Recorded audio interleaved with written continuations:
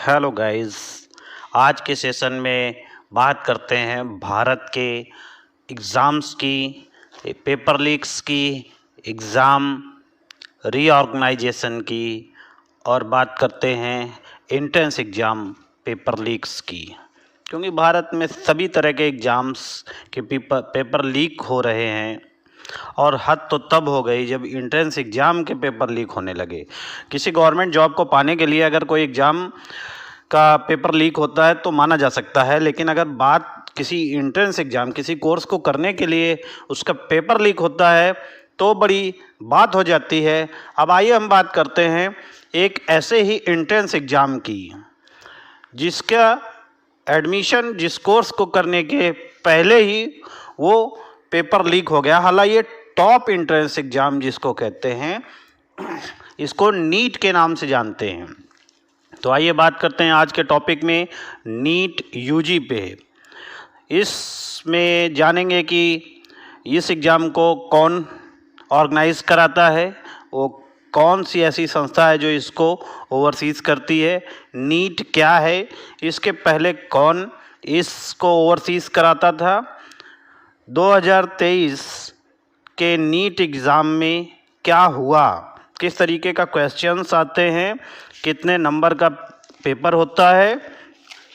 और इस भी सेशन में अब हम जानेंगे कि जो पेपर लीक हुआ या कहें कि टॉप हुआ, चूँकि नीट के एग्ज़ाम का पेपर लीक कहें या जो भी कहें, यहाँ टॉपर्स की संख्या इतनी ज़्यादा हो गई कि लोगों को शक के दायरे में लाके खड़ा कर दिया।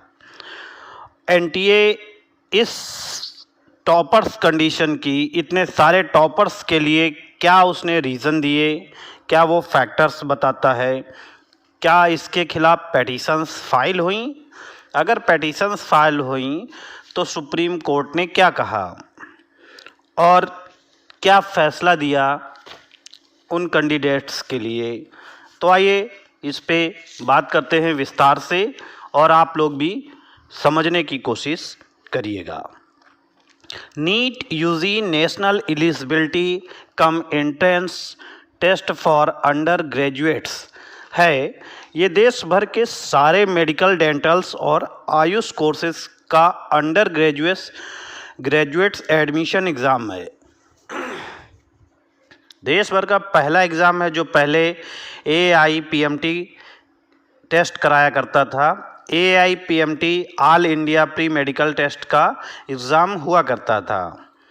तो सारे मेडिकल कॉलेज और सारे स्टेट्स का एग्ज़ाम भी अलग अलग हुआ करता था और ये स्टेट्स का अलग ही कराते थे। हर स्टेट्स का अलग होता था, हर मेडिकल कॉलेज का अपना प्री मेडिकल एग्ज़ाम अलग होता था। लेकिन बाद में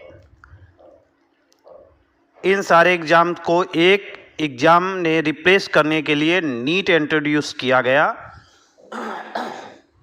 2013 में कई सारे स्टेट्स, आंध्रा, कर्नाटका, गुजरात, वेस्ट बंगाल, तमिलनाडु ने इसके खिलाफ प्रोटेस्ट किया कि नीट कैसे ला गए, सब पहले प्रोसेस की तरह ही AIPMT के तहत ही एग्ज़ाम होगा, लेकिन नीट का जो है वो इंट्रोड्यूशन 2013 में हो चुका था और इतने सारे प्रोटेस्ट के कारण ये कई साल तक डिले हो गया और 2016 में जाकर ही पहला नीट एग्ज़ाम कंडक्ट हो पाया। पहले 3 सालों के जो नीट एग्ज़ाम थे उन्हें ओवरसीज़ किया था CBSE के द्वारा, लेकिन 2019 के बाद से इन एग्ज़ाम को कंडक्ट कराने की रिस्पॉन्सिबिलिटी NTT यानी नेशनल टेस्टिंग एजेंसी को मिली। NTA नेशनल टेस्टिंग एजेंसी को मिली, जो एक ऑटोनोमस एजेंसी है, जिसे नवंबर 2017 में इस्टेब्लिश किया गया था under the department of higher education of the ministry of education of India. इस एजेंसी को बनाया गया तो यह उम्मीद की गई कि इसके पास अपना इंडिपेंडेंस होगा, जो हमें ज़्यादा ट्रांसपेरेंसी देखने को मिलेगी, लोगों का कॉन्फिडेंस भी बढ़ेगा, लेकिन हुआ उल्टा। जो एनटीए पर गुस्सा देखने को मिला, प्रॉब्लम इस एग्ज़ाम के शुरुआत से ही थी, यानी कि प्रॉब्लम नीट 2024 के एग्ज़ाम की शुरुआत से ही शुरू हो गई थी। कैसे, आइए बात करते हैं। 9 फरवरी 2024 को एनटीए एग्ज़ाम की रजिस्ट्रेशन ओपन कर दी। उसके बाद 3-4 बार रजिस्ट्रेशन करने का समय बढ़ाया गया। 11 अप्रैल से 15 अप्रैल तक ये स्टेक होल्डर की रिक्वेस्ट थी। फिर 5 मई को एग्ज़ाम कराया गया। इसके बाद भी ढेरों खबरें पेपर लीक की आती रहीं। 4 जून को रिजल्ट आया नीट का, और यह उसी दिन आया जिस दिन इलेक्शन का रिज़ल्ट आया। अब बात करते हैं नीट का एग्ज़ाम कैसा है। तो नीट का एग्ज़ाम एक MCQ एग्ज़ाम है, मॉक टेस्टिंग टाइप का एग्ज़ाम है। मल्टीपल क्वेश्चन आते हैं जिसमें 4 अलग अलग सब्जेक्ट में सवाल पूछे जाते हैं। फिजिक्स, केमिस्ट्री, जियोलॉजी और बॉटनी, हर सब्जेक्ट्स में 50 क्वेश्चन होते हैं, जिनमें 45 अटेम्प्ट करने होते हैं। टोटल आउट ऑफ 200 180 क्वेश्चंस को अटेम्प्ट करना होता है। सही क्वेश्चन पर +4 मार्क्स मिलते हैं और गलत क्वेश्चन पर -1 मार्क्स कट जाते हैं। यह एग्ज़ाम 3 घंटा 20 मिनट का समय लेता है, यानी जो एग्ज़ामिनीज़ हैं, या कहें जो पेपर देने कैंडिडेट्स आते हैं, उनको 3 घंटा 20 मिनट का समय इसको करने के लिए मिलता है। मैक्सिमम मार्क्स को पॉसिबल है, मैक्सिमम मार्क्स तो पॉसिबल है, वह 720 है। अब क्या होता है कि 67 स्टूडेंट्स फुल मार्क्स स्कोर करते हैं, सबको ऑल इंडिया 1 रैंक मिल जाती। ऑल इंडिया 1 रैंक पे 1 होगा, 2 होगा। यहाँ पे फुल मार्क्स पे 720 फुल मार्क्स पे 67 स्टूडेंट्स ने ऑल इंडिया 1 का जो है रैंक प्राप्त की। यह बात बहुत अजीब लग रही थी, और है भी। पिछले साल 2023 में नीट का एग्ज़ाम हुआ, उसमें 2 लोगों ने टॉप किया। 2022 के एग्ज़ाम में 4 लोगों ने टॉप किया। 2021 के एग्ज़ाम में 3 लोगों ने टॉप किया। 2022 में फुल मार्क्स नहीं मिले थे। 720 में 715 ही मिल पाए थे। 720 आउट ऑफ इन 720 715। ऐसा क्यों हुआ? तो अब सबसे बड़ी क्वेश्चन ये क्रिएट होता है माइंड में कि ऐसा क्यों हुआ, क्यों इस तरीके से इतने मार्क्स जो हैं मिले लोगों को अधिक, और इतने लोग इस एग्ज़ाम में टॉप करके गए। तो यहाँ पे एनटीए ने इसके 3 रीज़न बताए हैं। एनटीए का कहना है, पहला रीज़न है इस साल का एग्ज़ाम बहुत आसान था, इसलिए इतने लोगों ने टॉप किया।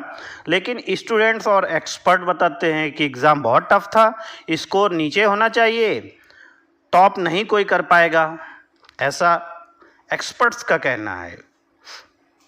दूसरा एनटीए का रीज़न है, वो बताता है कि आपकी बार 24 लाख स्टूडेंट्स ने एग्ज़ाम दिए थे, इस बार 3 लाख स्टूडेंट्स या कैंडिडेट ज़्यादा अपीयर कर रहे थे 2023 के कंपैरिजन में।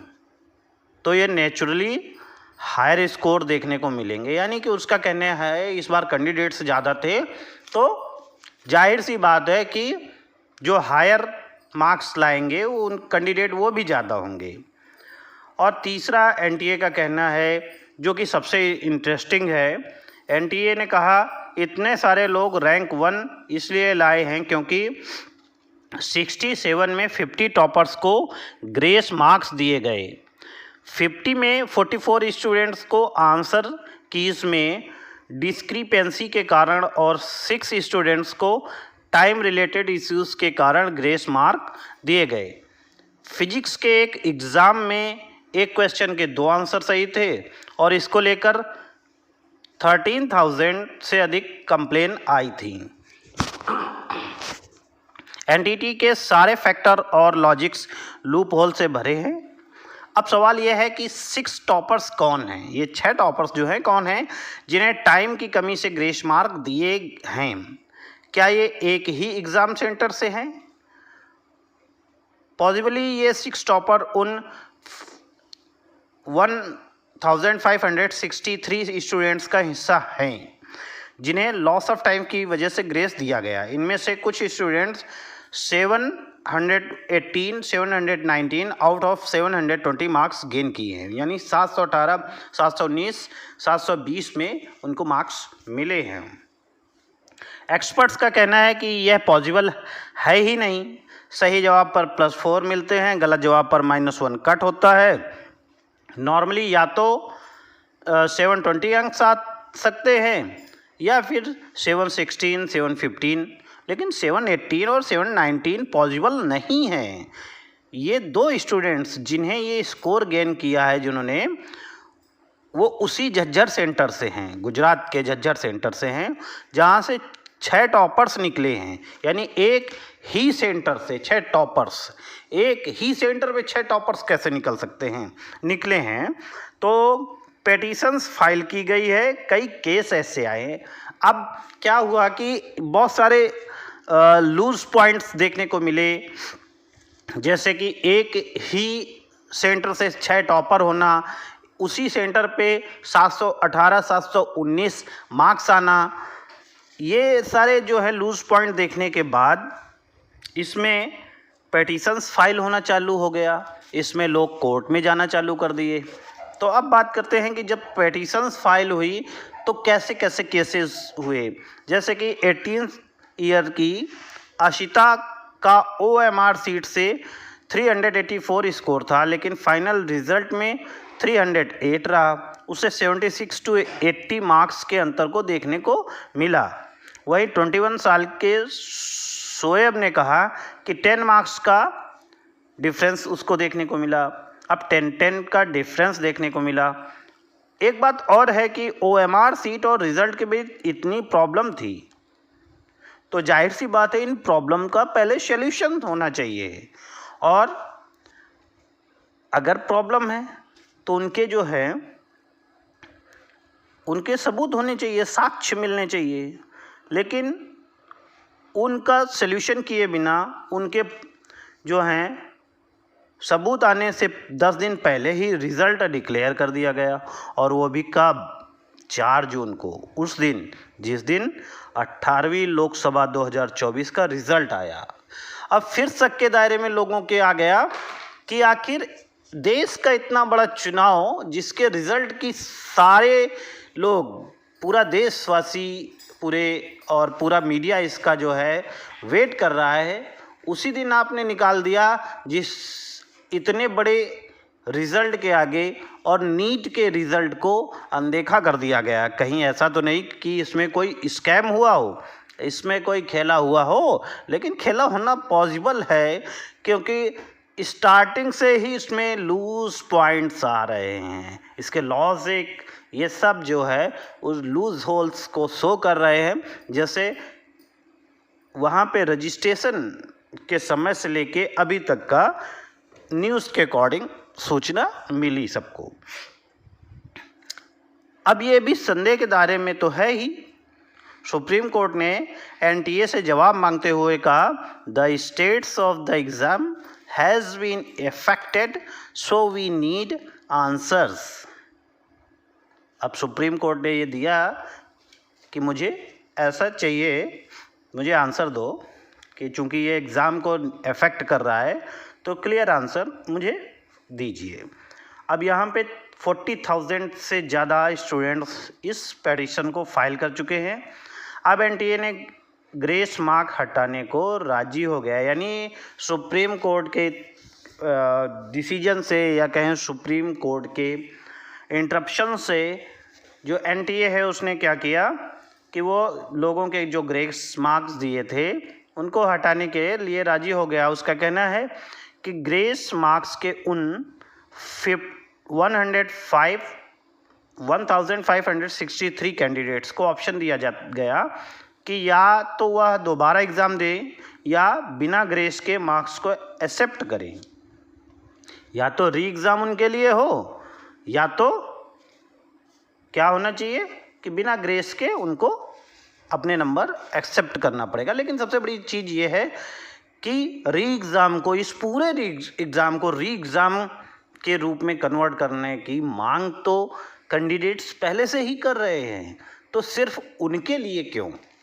हालांकि और भी चीज़ें हैं, इतना बड़ा इंट्रेंस एग्ज़ाम है इतने बड़े कोर्सेज़ के लिए, और जो आके हमारे जीवन की रक्षा करने वाले डॉक्टर्स बनते हैं उनके साथ ही ऐसा हो गया, तो अब क्या करें? हालांकि भारत की कंडीशन अभी ऐसी ही चल रही है जहाँ पे किसी भी एग्ज़ाम को क्लियरली कंप्लीट करा पाना पॉसिबल नहीं हो पा रहा है।